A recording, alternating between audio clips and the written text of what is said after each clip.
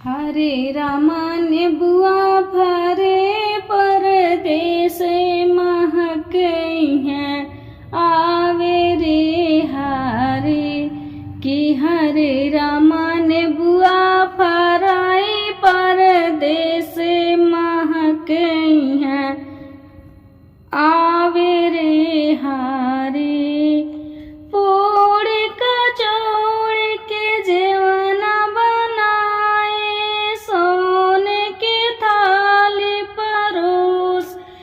रामा कि हरे रामा जेवई पिया परदेसी महक हैं आवे रे हारे कि हरे रामा जेवई पिया परदेसी महके हैं आवे रे हारे कि हरे रामा ने बुआ फरे परदेस महके हैं आवे रे हारे कि हरे रामा ने बुआ फरे परदेस महके हैं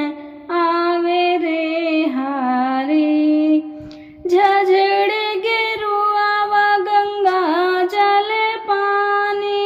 सोने के लोट भराए रामा कि हरे रामा घोटई पिया परदेस महक हैं आवे रे हारे कि हरे रामा घोटई पिया परदेस महक हैं आवे रे हारे कि हरे रामा ने बुआ फरे परदेस महक हैं आवे रे हारे कि हरे रामा ने बुआ फूलाए परदेस महक हैं आवे रे हारे लवंगा इलाच के बिरवा जुड़ाए कतरा चून लगाए रामा कि हरे रामा कुचई पिया परदेसी गमक हैं आवे रे हारे कि हरे रामा कुचई पिया परदेसी गमक हैं आवे रे हारे कि हरे रामा ने बुआ फरे परदेस